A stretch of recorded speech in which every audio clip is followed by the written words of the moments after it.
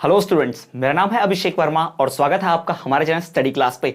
तो जैसा कि आप सबने थंबनेल में देख लिया कि इस वीडियो लेक्चर में हम बात करेंगे एमपीटीटी के बारे में। जी हां, एमपीटीटी जिसे Madhya Pradesh teacher eligibility test यानी कि मध्य प्रदेश शिक्षक पात्रता परीक्षा के नाम से भी जाना जाता है, उसके बारे में पूरी इंफॉर्मेशन लेंगे। तो पहली बात तो ये स्टूडेंट्स की जिस भी परीक्षा की आप तैयारी करते हो, सबसे पहले आपको उस परीक्षा के बारे में सब कुछ पता होना चाहिए, उसके नियम कानून सब पता होंगे तो आपको कोई कंफ्यूजन नहीं होगी और कभी भी भर्ती से आप बाहर नहीं होंगे, कभी भी तैयारी आपकी व्यर्थ नहीं जाएगी। तो पूरा इंफॉर्मेशन देखेंगे तो वीडियो के एंड तक बने रहना, पूरा आपको मिल जाएगा। और साथ ही साथ इसके बाद एक और वीडियो जो सिलेबस के बारे में होगी एमपीटीटी के, वो भी मिल जाएगी आपको। ठीक है, तो चलिए शुरू करते हैं। लेकिन शुरू करने से छोटी सी रिक्वेस्ट कि चैनल पर पहली बार आए हैं तो चैनल को सब्सक्राइब कर दो, बेल नोटिफिकेशन को ऑल पर रख दो। और एमपीटीटी की तैयारी के लिए हमारे यहाँ कोर्स लॉन्च हो चुका है, कोर्स के बारे में थोड़ा आगे बताऊंगा, लेकिन उससे पहले एमपीटीटी की जानकारी ले लेते हैं। तो सबसे पहली बात कि अगर आपको शिक्षक बनना है तो आपको मध्य प्रदेश में शिक्षक पात्रता परीक्षा यानी एमपीटीटी पास करनी जरूरी है, कंफर्म है, ध्यान रखिएगा।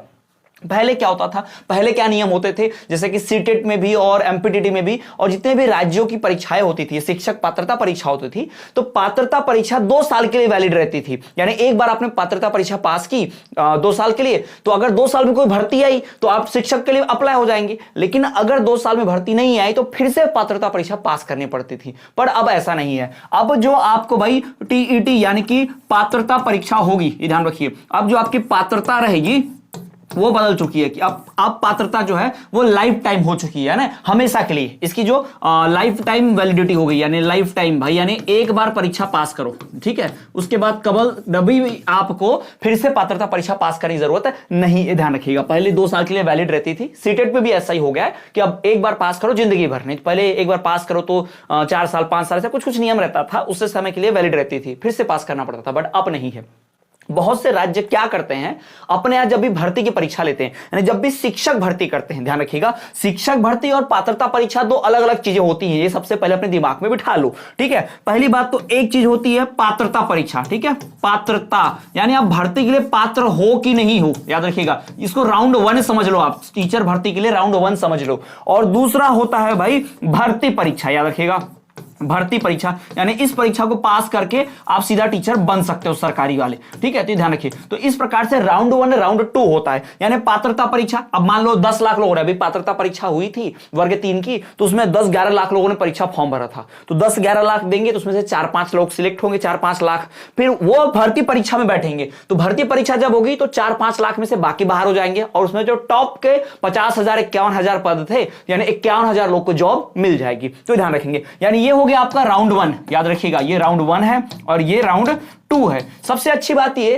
कि राउंड 1 में निगेटिव मार्किंग नहीं होती, याद रखिएगा, कोई निगेटिव मार्किंग नहीं होती, यानी कोई भी नकारात्मक मार्किंग नहीं होगी। यानी आप जाते हैं, ये पूरी तरह से वस्तुनिष्ठ होता है। आप परीक्षा देने गए, ऑब्जेक्टिव क्वेश्चंस आते हैं, यानी टिक करने वाला मल्टीपल चॉइस क्वेश्चन रहता है, 4 ऑप्शन रहते हैं, बहुविकल्पीय प्रश्न, उसमें से एक चुनना होता है। तो एक आपने चुन लिया, अगर वो सही हो गया तो नंबर मिल जाएंगे, गलत हो गया तो माइनस मार्किंग होती थी पहले, अब नहीं होती। अब पात्रता परीक्षा में कोई भी माइनस मार्किंग नहीं होगी, ये ध्यान में रखना सभी लोग। ठीक है, तो गौर देने वाला पॉइंट क्या है कि पात्रता परीक्षा में निगेटिव मार्किंग नहीं होगी, ये सबसे ध्यान रखना है। तो ये हो गया पात्रता परीक्षा के बारे में नियम।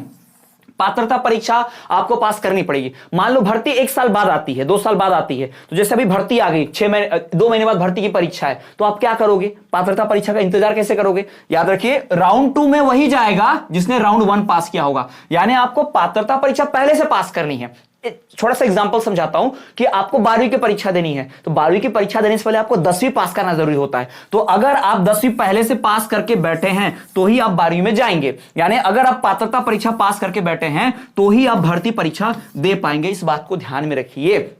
पात्रता परीक्षा देने के लिए कोई नियम नहीं है, बढ़िया सा नियम यह है कि आप 12वीं पास होने चाहिए और कोई भी टीचर एलिजिबिलिटी वाला टेस्ट होना चाहिए आपके पास, डिग्री होनी चाहिए, डिप्लोमा होना चाहिए, यानी कि जैसे 2 वर्ष का जो टीचर वाला पाठ्यक्रम होता है एनसीटी के द्वारा, वो आपका होना चाहिए। यानी आप डीएड करके बैठे हो या बीएड करके बैठे हो तो आप जो है पात्रता परीक्षा दे सकते हो। कई लोग डीएड को बीटीसी, बीएसटीसी, डीएड ऐसा बहुत सारा बोलते हैं, डीएलएड बहुत सारे नाम से जानते हैं, सबका नाम एक ही है। कई लोग जेबीटी भी बोलते हैं इसको, JBT, BTC, BSTC, DEd, DElEd, इतने सारे नामों से जानते हैं इसको, ये सब वही है। तो भाई अगर आपने वो उसमें एडमिशन लिया, जैसे आज आपने 12वीं पास की, रिजल्ट आ गया, और फिर सेशन में आपने डीएलएड में आपने फॉर्म भर दिया, आप डीएलएड में एडमिशन ले लिया, तो भी आप पात्रता परीक्षा दे सकते हो। पहले नियम ये था कि पहले आप जिसमें भर्ती लिए हो, कोर्स में जिसमें लिए हो भाई, वो पूरा कोर्स कंप्लीट करना पड़ता था, पास करो पूरा 2 साल का, उसके बाद ही आप भाग ले सकते हो। लेकिन अब नहीं, अब नियम बदला, ठीक है। एनसीटीई ने नियम बदल दिया है, ध्यान रखिएगा। एनसीटीई यानी जो शिक्षक वाला परीक्षा कराता है, नियम बनाता है, तो उसने बताया कि भाई अगर आपने एडमिशन भी ले लिया है टीचर वाले कोर्स में, डीएड में, बीएड में, जेबीटी जो भी है,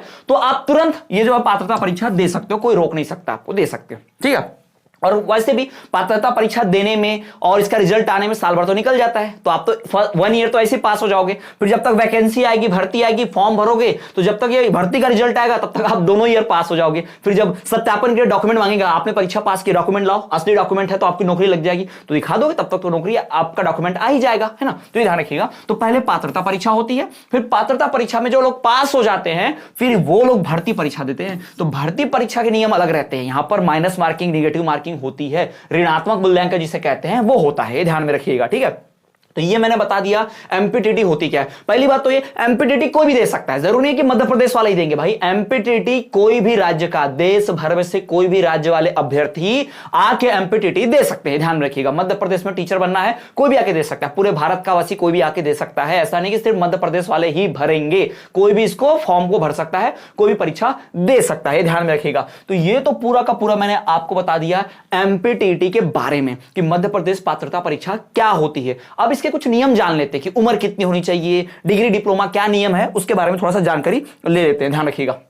तो सबसे पहली बात जान लो कि भाई मध्य प्रदेश पात्रता परीक्षा जो है वो पीईबी कराता है। पीईबी यानी कि भाई हमारा जो प्रोफेशनल एग्जामिनेशन बोर्ड जिसे कहते हैं, प्रोफेशनल एग्जामिनेशन बोर्ड, पीईबी जिसे कहा जाता है, यही मध्य प्रदेश में सारी शिक्षक भर्ती वाली परीक्षाएं कराता है, ध्यान रखिएगा। कोई भी भर्ती की परीक्षा यही कराता है एक्चुअल में, शिक्षक ही नहीं बाकी भी। तो प्राथमिक शिक्षक भर्ती के लिए जो पात्रता परीक्षा 2020 में निकली थी, तो उसी के हिसाब से मैंने यहां पर बताया था आपको कि ऐसा इसका नियम रहता है। वो पिछली बार जो नियम कानून बने थे वही बता रहा हूं भाई। 500 रुपए इसमें फीस लगती है, ठीक है, जनरल कैटेगरी के लिए, और जो जनरल कैटेगरी के नहीं होते उनको 250 लगती है, यह ध्यान रखिएगा। SC ST OBC के लिए 250 रुपए पोर्टल फीस पकड़ के पूरा 300 रुपया SC ST OBC को लगता है, और जनरल वालों को 600 लगता है, 600 रुपए परीक्षा फॉर्म भरने का। एमपीटीटी मध्य प्रदेश पात्रता परीक्षा, परीक्षा का फॉर्म कैसे भरना है, कब भरना है, कहां भरना है, सब बताऊंगा मैं डिटेल में, आप बस कोर्स से जुड़िए। हमारे पास कोर्स लॉन्च है 899 रुपए का, अभी टीचर्स डे का ऑफर चल रहा है, ध्यान में रखिए। 899 रुपए में हम एमपीटीटी की नई बैच चालू कर रहे हैं, कोर्स करवा रहे हैं। तो अगर आप उस कोर्स में भाग लेना चाहते हैं तो आप इस नंबर पर व्हाट्सएप मैसेज करके भाई कोर्स में एडमिशन ले सकते हैं, ध्यान रखिएगा। हमारा नया बैच कोर्स चालू हो गया है एमपीटीटी का, इस नंबर पर व्हाट्सएप मैसेज कीजिए और आप बोलिए कि आपको टीटी का कोर्स लेना है, एमपीटीटी करना है, ज्वाइन करना है, तो हम आपको भाई ज्वाइन करा लेंगे, और वहां हमारी क्लासेस, नोट्स वगैरह सब चलेगा, क्वेश्चन सीरीज चलेगी, ठीक है। तो ये तो हो गया भाई परीक्षा के बारे में। जो परीक्षा होती है सुबह रखते, दोपहर में रखते, कभी रखते, वो तो इंपॉर्टेंट नहीं है, वो हर बार नियम बदलते रहता है। अब जो इंपॉर्टेंट है, जो बहुत नियम है भाई पात्रता परीक्षा, इस परीक्षा के बारे में जो जानकारी सबसे इंपॉर्टेंट है वो सबसे पहले जान लो, ठीक है। पात्रता परीक्षा के जो नियम है उसको डिटेल में यहां पर समझ लेते हैं, ठीक है। तो यहां मेरे सामने भाई नियम पुस्तिका है, थोड़ा ध्यान से देखेंगे सभी लोग। नियम क्या है कि भाई ये जो free and compulsory education RTI जो आया था, आरटीई राइट टू एजुकेशन वाला जो आया था 2009 में, उसके हिसाब से भाई उसके लिए भर्ती के लिए रहता है। तो इस पद को बोलते हैं प्राथमिक शिक्षक, ठीक है। इस पद को क्या बोलते हैं? प्राथमिक शिक्षक बोलते हैं, ध्यान रखिएगा, इस पद को प्राथमिक शिक्षक बोलते हैं। और थोड़ा सा, ठीक है, और यहां कि भाई ये जो आवेदन होता है ये प्रोफेशनल एग्जामिनेशन बोर्ड वाला, उनके द्वारा सारे नियम कानून बनाए जाते हैं, वही सब देखरेख करते हैं, ठीक है। परीक्षा केंद्र भी वही डिसाइड करते हैं। और शैक्षणिक योग्यता जो है वो बात कर लेते हैं, सबसे इंपॉर्टेंट हमारे लिए कि एजुकेशन क्वालिफिकेशन क्या होना चाहिए। एमपीटीटी देने के लिए आपकी पात्रता क्या होनी चाहिए, आपकी क्वालिफिकेशन क्या होनी चाहिए। तो देखिए सबसे पहली बात तो ये, कम से कम 50% अंकों के साथ हायर सेकेंडरी, हायर सेकेंडरी मतलब 12वीं 12th, अगर आपने 12वीं 50% अंक के साथ की, यानी 12वीं में आपके 50% अंक है, ध्यान रखिएगा 50%, अगर 50 से कम परसेंटेज बना है आपका 12वीं में तो आप नहीं दे पाएंगे, ये ध्यान में रखिएगा भाई, ठीक है। तो आपको 50% अंक 50% मार्क्स होने चाहिए 12वीं में, और साथ ही साथ आपको भाई 2 वर्ष का डिप्लोमा या उसके समकक्ष, यानी 2 वर्ष का कोई डिप्लोमा, यानी आपने डीएड में, बीटीसी में, अभी तो बीएड बाहर कर दिया प्राथमिक शिक्षक भर्ती से, पर अगर पहले बीएड वाले भी चल जाते थे, अगर आपने बीएड भी किया है तो भी आप हो सकते थे, या डीएड किया है तो भी हो सकते थे। अगर आपका डीएड कंप्लीट नहीं है, फिर से रिपीट कर रहा हूं, बार बार इस पर ध्यान दो कि आपने सिर्फ एडमिशन लिया है, कंप्लीट नहीं किया है, डीएड में सिर्फ प्रथम वर्ष की परीक्षा दी है या द्वितीय वर्ष की दे दी है या रिजल्ट आने का है या कुछ भी है, बस एडमिशन ले लिया, एक दिन भी हो गए तो भी आप परीक्षा दे सकते हो एमपीटीटी की, ये ध्यान रखिएगा। तो ये नियम क्या है कि भाई 50% होना चाहिए कहां पर, 12वीं में, और साथ ही साथ भाई 2 वर्ष का डिप्लोमा, जिसे भी आप डीएड कह लो, जेबीटी कह लो, बीटीसी, बीएसटीसी जो भी कह लो, वो होना चाहिए। ठीक है, ये हो गया नियम। अब पहले का नियम के हिसाब से था कि भाई बीएड वाले भी भाग ले लेते थे, जिसने बीडी किया है वो भी आ जाता था, लेकिन अभी तो सुप्रीम कोर्ट का फैसला आया है ना 15 दिन पहले कि भाई बीएड बाहर हो गया डीएड से। ठीक है, तो यानी प्राथमिक शिक्षक के लिए बीएड वाले नहीं आ सकते। अब ये भी मैं समझा दूं क्यों।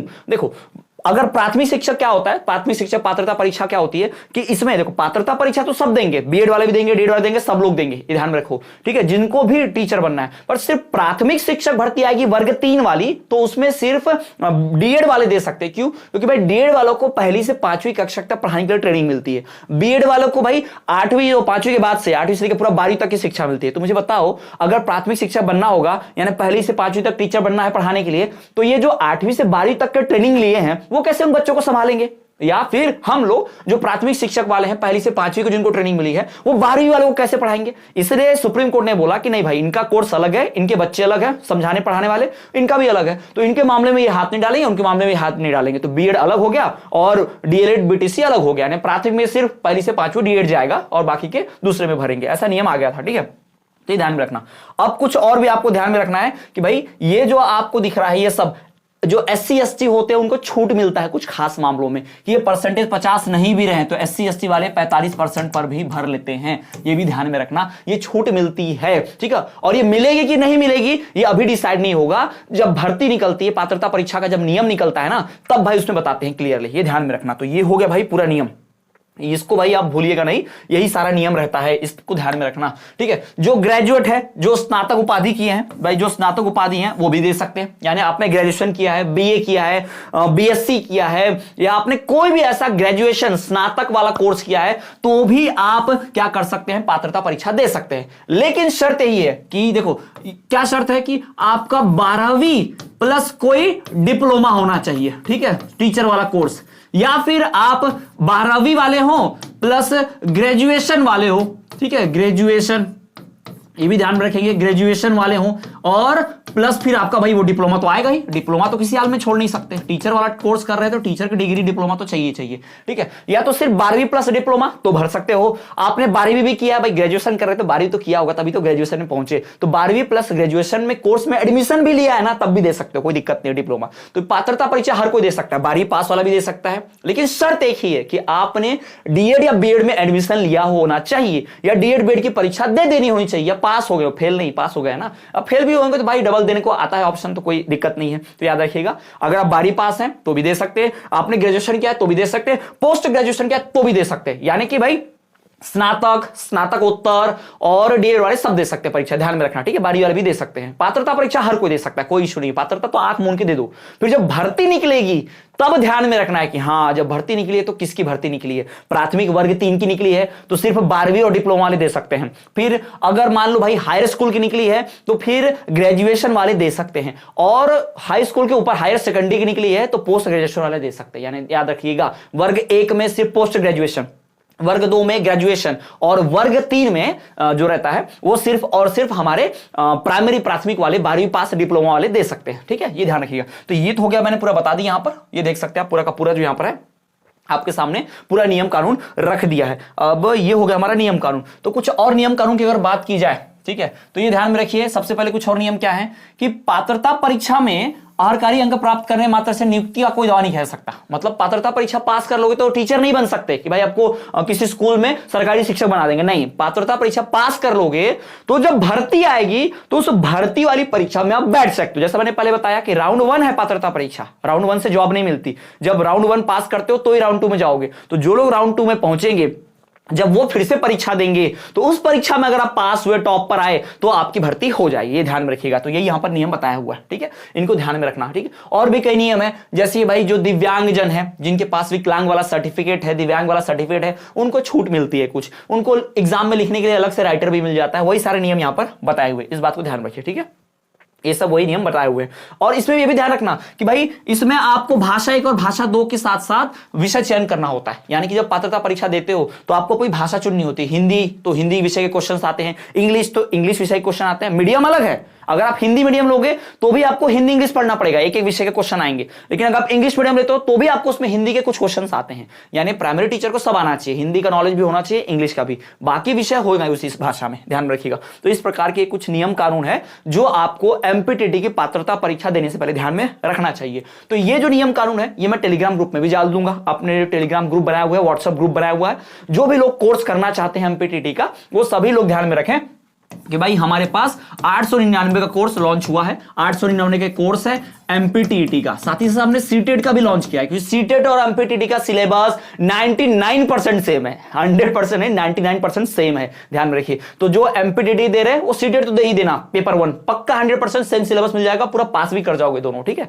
तो याद रखिएगा 899 में एमपीटीटी और सीटेट का कोर्स, दोनों का कोर्स चालू हो रहा है। और जिनको दोनों कोर्स करना है, एमपीटीटी भी पढ़ना है, सीटेट भी पढ़ना है, उनके लिए हमने कोर्स बनाया है 1200 रुपए में, ठीक है। उनके लिए 1200 में कोर्स बनाया है, यानी जिनको दोनों पढ़ना है तो उनको थोड़ा डिस्काउंट मिल जाएगा। जिसको एक पढ़ना है 899 में, ये टीचर्स डे का ऑफर है सिर्फ, ठीक है। टीचर्स डे का ऑफर है, 3 दिन के लिए वैलिड है, ये रहेगा। इसके बाद ये कोर्स का प्राइस बढ़ जाएगा भाई, ये 999 हो जाएगा, ध्यान में रखना, ये 999 हो जाएगा।